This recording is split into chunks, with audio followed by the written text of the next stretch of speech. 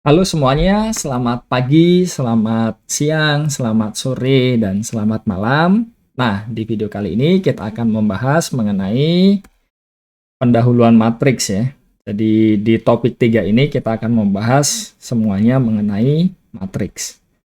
Sebelum kita mulai, perlu diingat-ingat terlebih dahulu ya, kenapa kok kita memerlukan suatu matriks. Jadi di pembahasan sebelumnya kan kita sudah membahas mengenai sistem persamaan linear ya, dan di situ kita juga sudah mengenal beberapa awalan yang mendasari kenapa kok kita memerlukan matriks. Jadi mari kita bahas lebih lanjut kenapa kok kita butuh matriks, dan juga di kehidupan sehari-hari itu peranannya sebetulnya seperti apa ya? Tentunya hanya sebagian contohnya saja ya, jadi hanya beberapa saja.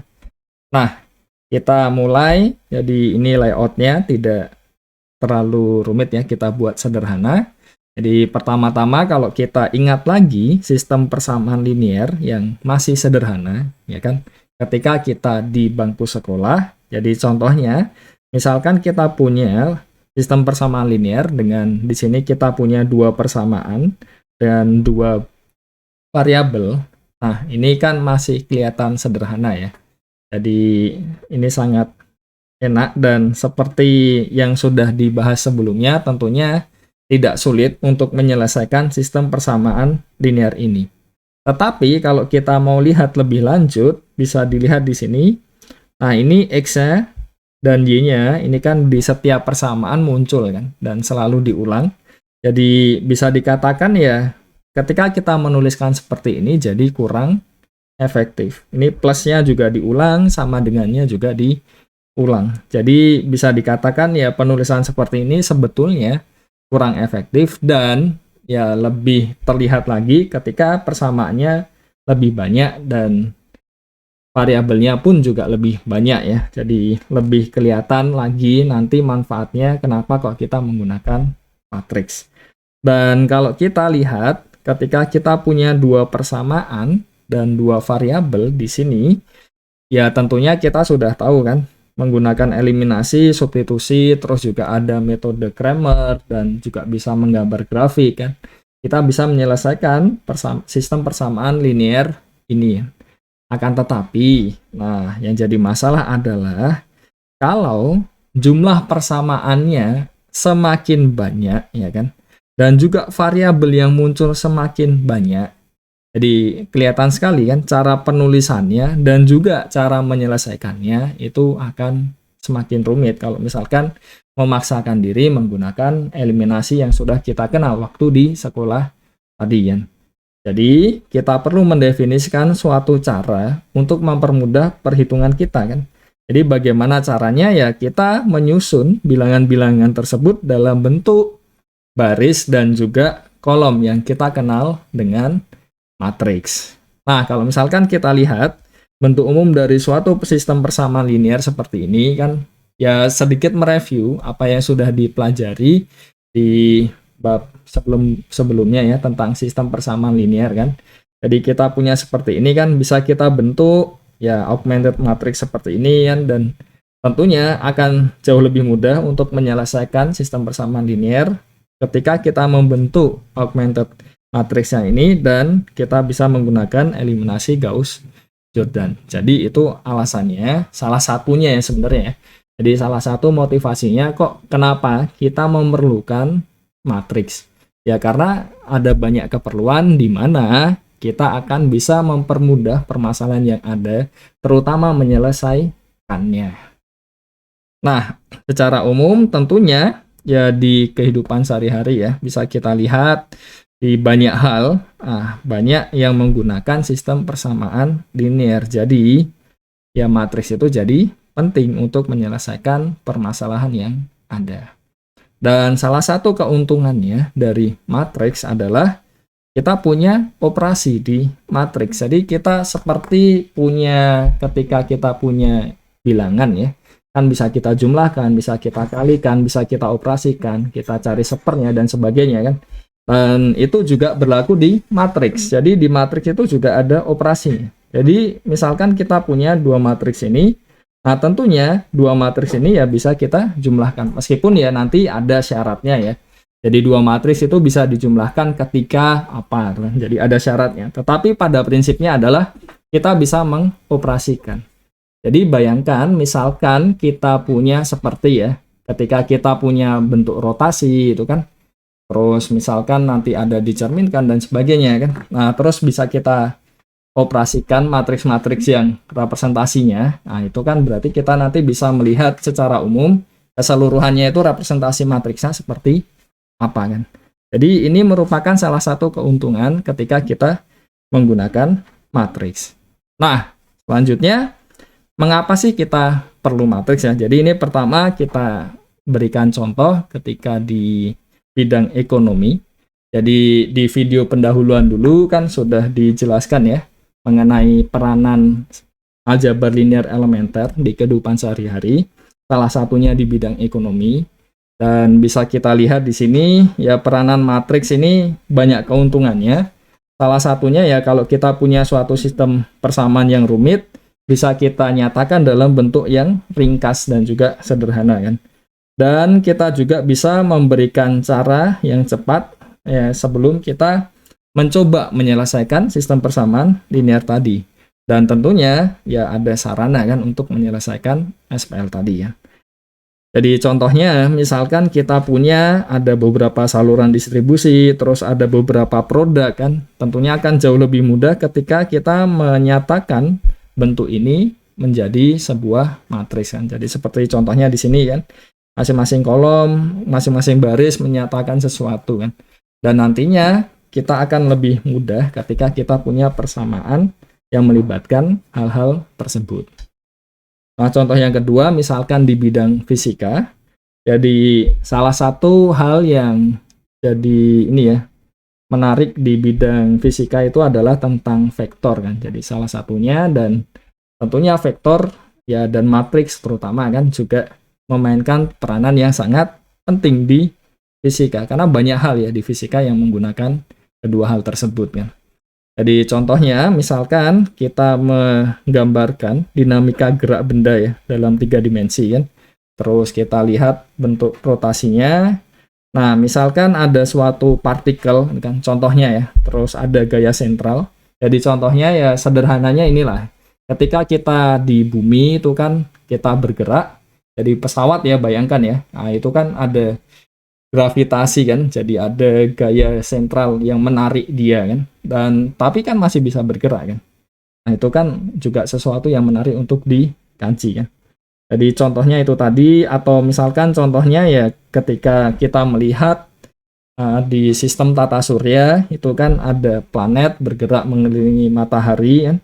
Jadi kita bisa merepresentasikannya menggunakan koordinat polar dan ada sudutnya tentunya di situ supaya kita mempunyai beberapa acuan ya untuk melihat perilaku geraknya itu seperti apa kan. Jadi contohnya seperti ini ya. Jadi ini pusat ininya dan ini bergerak kan. Dan kita bisa lihat bahwa ya ini lebih lanjut ya di bidang fisika ya. Jadi kita bisa melihat ada hubungan seperti ini dan tentunya ya akan lebih mudah kalau kita menggunakan matriks untuk menyelesaikannya. Jadi pertanyaan terakhir ya sebelum kita akhiri video yang ini. Nah, bisa nggak untuk menyebutkan penerapan matriks di bidang yang lain kan? Ya salah satu contohnya yang sudah saya pernah sampaikan di video pendahuluan, itu kan di bidang ekonomi kan ada yang sistem ekonomi Leslie itu kan juga menggunakan matriks juga. Dan juga yang sempat saya jelaskan tentang kriptografi, terus ada kriptografi lattice yang dihubungkan dengan ya salah satu contohnya ya itu dari Andrew. Nah, itu sekarang bisa dilihat ada beberapa publikasi juga yang menggunakan matriks, jadi coba dikembangkan. Nah, objek-objeknya itu jadi suatu matriks dan ternyata banyak sekali impact-nya ya. Jadi salah satunya ya sistem enkripsinya bisa jadi lebih cepat kan dan lain-lain. Jadi tentunya ya banyak kan manfaatnya di situ. Ya, jadi mungkin sekian saja untuk video kali ini. Semoga bisa memberi gambaran mengenai kenapa sih kita memerlukan matriks dan kenapa kita belajar matriks, dan juga penerapannya itu seperti apa di kehidupan sehari-hari. Nah, di video kali ini kita akan melanjutkan pembahasan mengenai matriks yang tentunya sangat menarik sekali ya. Jadi, sudah kita bahas di video sebelumnya kalau banyak sekali manfaat dari matriks itu. Nah, sebenarnya matriks itu apa sih? Nah, kita akan bahas lebih lengkap di video ini. Jadi, kita akan membahas mengenai pengertian dari matriks. Jadi, ada sedikit hal di sini, ada 3 ya. Kita bagi 3. Nah, yang pertama adalah dari sisi definisinya terlebih dahulu. Jadi, apa sih yang disebut dengan matriks?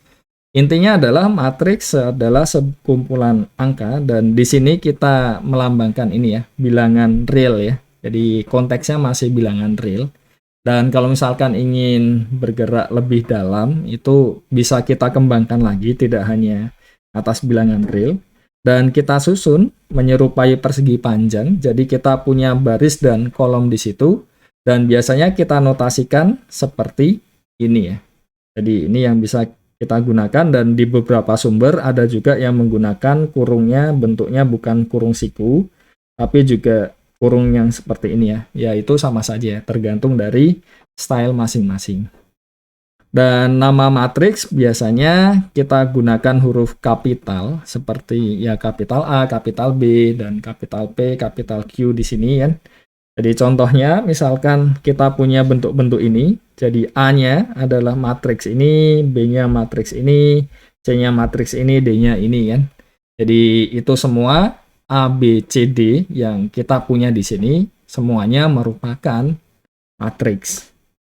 Dan kalau kita lihat ya, jadi bisa dilihat di sini banyak baris dan banyak kolomnya, dia berbeda-beda kan di sini kan.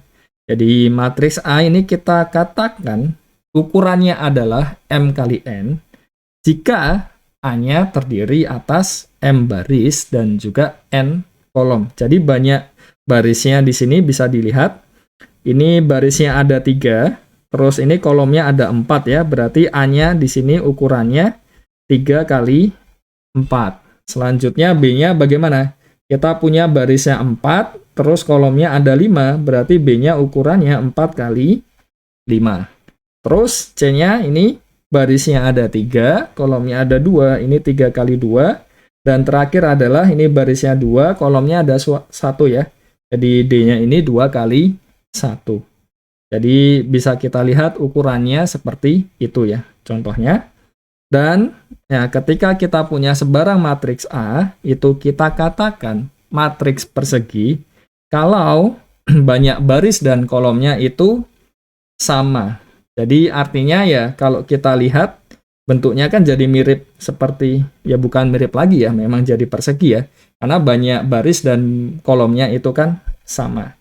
Dan biasa kita melambangkan ukurannya ini jadi N kali N, atau kadang-kadang juga ada yang hanya menuliskan N saja, karena kan sudah jelas ya. Kalau persegi kan berarti ya banyak barisnya N, terus banyak kolomnya juga N. Jadi tergantung style lagi. Dan entry baris ke I dan kolom ke J ini supaya lebih mudah, jadi kita sepakati saja, kita notasikan dengan AIJ.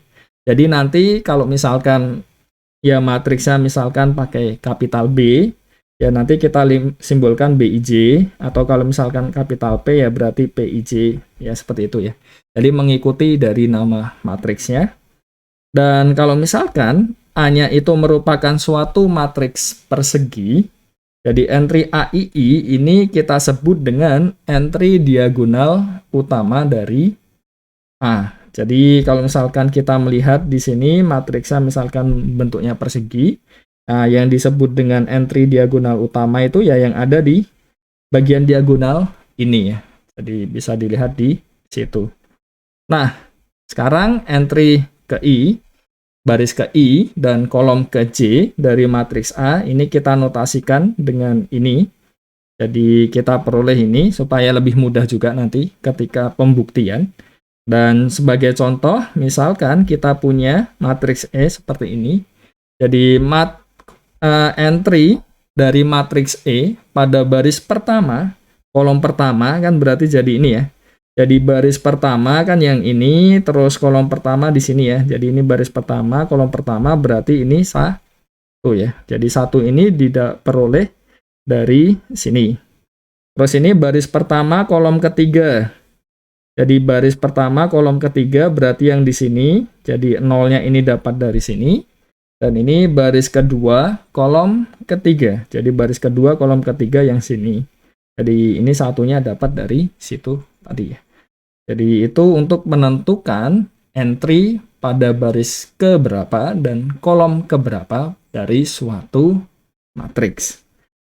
Nah, sekarang kita katakan dua buah matriks itu sama, dinotasikan ya kalau misalkan kita menggunakan kapital A dan kapital B, berarti A sama dengan B ya. Kalau ukurannya pertama harus sama, jadi syaratnya ya. Jadi yang pertama adalah ukurannya sama, dan yang kedua adalah entry-entry yang seletak. Jadi maksudnya seletak itu ya pada baris yang sama dan kolom yang sama. Nah, semuanya itu sama kan. Nah, jadi kalau misalkan kita punya matriks A ukurannya M kali N dan B-nya ukuran M aksen dan N aksen, artinya apa? M dan M aksen dia harus sama, dan N dan N aksen juga harus sama, dan setiap ya I-nya dari 1 sampai M dan J-nya dari 1 sampai N. Nah, AIJ ini harus sama dengan BIJ. Jadi setiap entry pada baris dan kolom yang sama kan, jadi yang seletak tadi ya, dia harus sama. Nah, contohnya misalkan kita punya matriks B-nya ini, C-nya ini kan. Jadi kita bisa mencari nilai dari A, B, C, D-nya. Jadi bisa dilihat ini baris pertama kolom pertama, yang di matriks B-nya ini 1, yang di sini A kan. Berarti kita peroleh A-nya sama dengan 1. Terus ini sudah 2, jadi sudah oke. Di sini B plus 1, di sini 4. Berarti B plus 1 sama dengan 4, yang artinya adalah B-nya harus sama dengan 3, supaya kedua matriks tadi sama kan. Nah, sekarang baris kedua, kolom kedua, bisa kita lihat ini 6 harus sama dengan C dikurang 2. Artinya apa? C-nya bisa kita peroleh sama dengan 8. Jadi ketika B sama dengan C, kita bisa memperoleh di sini ya. Jadi nilai dari A, B, dan C-nya di situ. Oke, contoh yang lain, misalkan kita punya matriks 3 kali 3, dan kalau misalkan kedua matriks ini sama ya, jadi A sama dengan B kan, berarti kita peroleh apa di sini?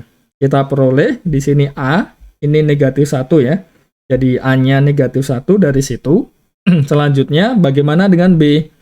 B-nya di sini kita peroleh, nah ini, jadi B sama dengan B kuadrat, artinya, ya berarti kan kita bisa mengambil beberapa kemungkinannya ya. Dan C-nya di sini sama dengan 3C dikurang 1, artinya kan di sini ya 2C sama dengan 1, jadi C-nya sama dengan setengah. Jadi di sini apa yang terjadi? Ya, karena B sama dengan B kuadrat, berarti kan B-nya ada 2 kemungkinan. Bisa 0, bisa 1 ya. Jadi ya dua-duanya boleh kan. Jadi kalau misalkan B-nya kita ganti 0 ya boleh, 1 juga boleh. Jadi kita peroleh A-nya harus negatif 1, B-nya kita punya 2 kemungkinan ini, dan C-nya juga harus setengah, supaya dua matriks ini sama. Nah, contoh lain, misalkan kita punya suatu matriks, jadi ini himpunan matriks, jadi kita bisa menghitung isinya ya. Jadi isinya di sini apa saja kan? Jadi contohnya di sini kita punya 3A plus 2 sama dengan 0, artinya kan berarti 3A sama dengan negatif 2, A-nya sama dengan negatif 2 per 3 kan. Jadi bisa dilihat di sini, baris pertama, kolom pertama, ini kan A ya. Ya, semuanya kan negatif 2 per 3. Terus selanjutnya, yang baris pertama, kolom kedua, di situ B. Nah, ini B-nya apa? Ada 2 kemungkinan, bisa 0, bisa 1 ya. Penjelasannya seperti tadi. Di sini juga ada 2 kemungkinan, bisa 2, bisa 3 kan. Nah, dari situ bisa kita list semuanya ya. Jadi karena di sini 2 kemungkinan, ini 2 kemungkinan. Jadi menurut kaidah perkalian, berarti kan semuanya ada 4 kemungkinan ya. Jadi makanya kita peroleh ada 4 di sini. Ketika C-nya 2, kita peroleh 2 ini kan. Ketika C-nya 3, kita peroleh 2 ini ya.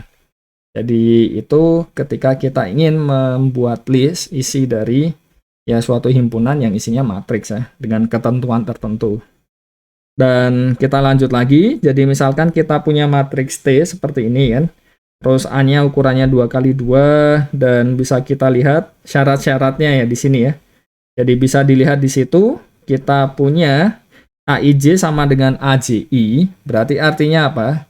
Jadi ketika kita buat bentuk kolom dan barisnya kan nanti ya bisa dilihat simetrisnya ya. Dan di sini A satu-satunya 0, ini 0, A dua-duanya 1 ya. Dan di sini harus sama, jadi yang bagian ini dan ini kan nggak ditentukan kan ini tadi, makanya di sini kita tulis X dan X kan. Jadi kita peroleh himpunan T-nya ini adalah seperti ini ya. Oke.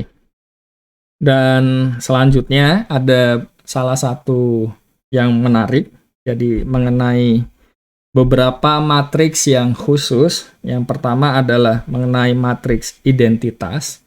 Jadi ketika kita punya matriks persegi berukuran n kali n, dan nah ini entry diagonal utamanya semuanya sama dengan 1, dan selain itu sama dengan 0, itu kita sebut dengan matriks identitas. Jadi kenapa ini menarik? Nah, nanti akan kita bahas di 2 minggu lagi ya. Jadi mengenai perkalian matriks, jadi ini spesial. Nah, yang kedua adalah ada matriks, jadi ini ukurannya terserah, di mana seluruh entry-nya sama dengan 0. Jadi ini kita sebut dengan matriks 0. Jadi contohnya, misalkan kita punya ketika ukurannya 4 kali 4, nah ini identitas yang ukurannya 4 kali 4, bentuknya dia seperti ini, dan bisa dilihat entry-entry di bagian diagonalnya semuanya 1, dan selain itu, nah dia 0 ya. Ini juga ketika ukurannya 2 kali 2, matriks identitasnya bentuknya seperti ini. Terus ini yang bawah merupakan contoh-contoh matriks 0. Jadi bisa dilihat di situ semuanya, jadi entry-nya itu semuanya 0 ya, di semua matriksnya ini ya. Jadi itu beberapa contoh matriks yang spesial. Jadi ada matriks identitas dan matriks 0, dan sekarang kita lanjut ke matriks spesial yang lain, yaitu matriks segitiga bawah ya. Jadi ada yang bawah, ada yang atas, tapi sederhananya adalah kalau kita melihat definisinya kan terlalu panjang ya. Jadi kalau kita lihat seperti ini, intinya adalah kalau matriks segitiga bawah itu ketika kita punya ini diagonal utamanya, nah semua yang di bawah sini boleh tidak 0, tapi yang di atas diagonal utamanya dia semuanya harus 0. Kalau misalkan ini 0, 0, 0, 0, nah kalau misalkan posisinya dibalik, jadi ini diagonal utamanya, di sini boleh ada angkanya, tapi di sini semuanya 0, kita sebut dengan matriks segitiga atas. Jadi bisa kita lihat, ya matriks diagonal itu juga merupakan matriks segitiga bawah dan sekaligus matriks segitiga atas ya. Jadi definisinya kalau formalnya seperti ini ya. Tapi gambarannya ya kurang lebih seperti ini tadi ya. Jadi ini beberapa contohnya. Jadi kita lihat matriks identitas juga matriks 0. Ya jelas ya dia merupakan matriks diagonal. Tapi ini tergantung dari ini ya. Jadi kita juga bisa melihat dia juga merupakan matriks segitiga juga. Dan kalau kita lihat ini matriksnya ya, jadi bisa kita lihat A-nya ini matriks diagonal, jadi hanya diagonalnya yang ada tak nolnya. Terus B dan C ini adalah segitiga atas, bawah dan atas ya. Jadi ini yang segitiga atas bisa dilihat kan, ini bawahnya semuanya 0 kan. Nah ini segitiga bawah, ini karena atasnya semuanya 0. Dan D-nya ini bisa dilihat dia bukan matriks diagonal. Kenapa? Karena ya ada yang ini kan tidak 0, ini juga tidak 0. Juga bukan merupakan matriks segitiga, baik segitiga atas maupun segitiga bawah. Karena ya ini tadi, ada yang tak 0 tadi ya. Jadi itu saja mengenai pengertian matriks. Jadi semoga bisa memperjelas ya, apa sih yang dimaksud dengan matriks itu. Nah, kita akan melanjutkan pembahasan mengenai matriks. Jadi untuk video sebelumnya kita sudah membahas mengenai apa sih itu matriks, dan juga yang sebelumnya lagi kita juga sudah membahas mengenai peranannya. Nah, di video ini kita akan melanjutkan mengenai bagaimana cara untuk mengoperasikan dua buah matriks, dan kita akan mengawali dengan operasi penjumlahan matriks. Jadi dari definisinya sudah terlihat ya di sini ya. Jadi pertama adalah kita harus memiliki dua buah matriks yang ukurannya sama terlebih dahulu. Dan selanjutnya bagaimana dengan jumlahannya? Jadi jumlahannya adalah matriks yang entry-nya adalah, kalau kita lihat di sini ya, jadi entry ke CIJ itu adalah entry dari matriks jumlahannya ini adalah jumlahan dari entry yang seletak ya di dua matriks tadi ya. Jadi sekali lagi kita perlu untuk mempunyai ukuran dua buah matriks ini harus sama. Kalau misalkan ukurannya berbeda tidak dapat dijumlahkan. Nah, contohnya, jadi supaya lebih jelas, kita punya matriks A dan B seperti ini. Jadi bisa dilihat entry baris pertama, kolom pertama, kita jumlahkan, terus baris pertama, kolom kedua dijumlahkan, dan seterusnya sampai baris kedua, kolom ketiga ya. Ini kita jumlahkan, nanti kita taruh di posisi yang sama ya. Jadi hasil akhirnya kan. Jadi kita peroleh A plus B jadi matriks seperti ini.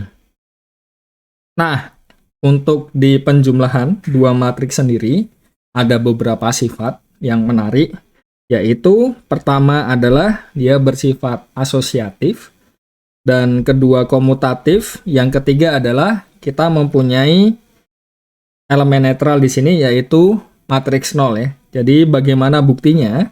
Kalau kita lihat ya, dari entry ke baris ke I, dan kolom ke J dari matriks ini adalah kita tahu bahwa di sini kita punya AIJ ditambah dengan BIJ plus CIJ kan.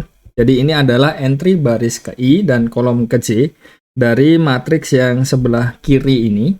Dan kita tahu di himpunan bilangan real kan berlaku juga sifat asosiatif. Jadi bisa kita kelompokkan kan. Jadi yang pertama ini bisa kita jumlahkan dulu, baru kemudian dijumlahkan dengan yang kedua. Dan bisa kita lihat ini adalah entry dari matriks yang kanan. Maka dari itu kita peroleh kesamaan matriks ini. Kenapa? Karena ya semua entry yang seletak semuanya sama. Nah, bagaimana dengan bukti sifat komutatifnya? Jadi kurang lebih sama seperti itu ya. Jadi entry kolom ke I dan baris ke J dari matriks ini adalah AIJ plus BIJ kan. Dan karena di himpunan bilangan real, operasi penjumlahannya bersifat komutatif, jadi bisa kita tukar kan. Jadi BIJ plus AIJ, di mana yang ini adalah entry kolom ke I, baris ke I, kolom ke J dari matriks B plus A. Jadi terlihat di situ sifat komutatifnya pasti akan berlaku. Dan yang terakhir adalah ketika kita punya matriks 0, jadi 0-nya di sini tentunya ukurannya harus menyesuaikan ya. Jadi kalau misalkan matriks A-nya ukurannya M kali N, ya 0-nya di sini juga M kali N. Dan bisa dilihat di sini nanti kan kita peroleh entry baris ke I dan kolom ke J-nya kan AIJ plus 0. Ya dia akan sama dengan AIJ sama dengan 0 plus AIJ kan. Jadi ini adalah entry yang di sini, ini yang entry di sini, ini entry di sini. Jadi bisa kita peroleh ketika kita menjumlahkan matriks 0, baik dari kiri maupun dari kanan, hasilnya akan sama dengan matriks itu sendiri. Nah, bagaimana dengan ya ketika kita punya penjumlahan, kita punya pengurangan kan? Jadi definisinya kurang lebih sama seperti tadi. Jadi entry-entry yang seletak kita kurangkan. Dan yaitu tadi ya, ukurannya tentunya juga harus sama kan. Jadi misalkan kita punya matriks ini, A dan B-nya ini ya. Jadi yang seletak-seletak kita kurangkan, seletak-seletak kita kurangkan, dan seterusnya kan sampai sini kan. Jadi kita peroleh di sini, dan yang perlu diperhatikan bahwa tidak seperti pada penjumlahan ya. Jadi pengurangan ini tidak bersifat komutatif. Kenapa? Karena kalau kita hitung B dikurang A, dia akan sama dengan berapa ini kan? Negatif 1 kurang 1 berarti negatif 2. Terus 2 kurang 1, 1. Terus 1 kurang 0, 1. Terus ini 0 ya. Dan 0 ini negatif 2, ini negatif 1, di sini 2 ya. Jadi bisa dilihat B dikurang A tidak sama dengan A dikurang B. Sama seperti di himpunan bilangan real. Nah, ini ada beberapa teorema yang menyatakan ini ya. Jadi beberapa sifat ya yang dirangkum dalam teorema ini. Jadi ketika kita punya matriks yang sama, kita kurangkan, hasilnya adalah matriks 0. Kenapa? Karena bisa kita lihat entry ke I dan baris ke I dan kolom ke J. Ini kan AIJ, ini juga AIJ kan. Kalau dikurangkan ya jadi 0 kan. Jadi secara umum ya nanti semuanya di semua baris menghasilkan semuanya 0 ya. Dan ini juga sama alasannya, kita punya AIJ dikurang 0 kan. Di sini kan nanti kan. Jadi AIJ lagi kan. Jadi ini entry baris ke I kolom ke J dari matriks yang kiri. Yang ini entry baris ke I kolom ke J dari matriks yang kanan. Dan menariknya adalah kita punya seperti di bilangan ya. Jadi kita bisa menambahkan setiap baris dengan suatu matriks kan. Jadi kan ini bisa kita lihat sebagai A dikurang B, kita tambahkan dengan B. Nah, ini sama dengan C tambah B ya. Dan karena ini komutatif kan, ini sama dengan B plus C. Karena ini jadi 0 kan, ini tadi jadi A ya. Jadi kita peroleh ya sifatnya mirip seperti yang ada di himpunan bilangan real ya. Dan nah sekali lagi, jadi untuk asosiatifnya dia belum tentu berlaku. Jadi bisa dilihat ya. Kita bisa operasikan, ini bisa dicek sendiri untuk latihan, tidak sulit. Jadi kita kurangkan dulu dua ini, baru kemudian ini yang dikurangkan. Terus selanjutnya kalau yang kedua ini, nah B dikurang C dulu, baru kemudian A dikurangkan dengan hasilnya. Dan keduanya berbeda. Jadi secara umum pengurangan ini juga tidak bersifat asosiatif. Jadi itu saja mengenai penjumlahan dan pengurangan matriks, dan semoga bisa memperjelas ya.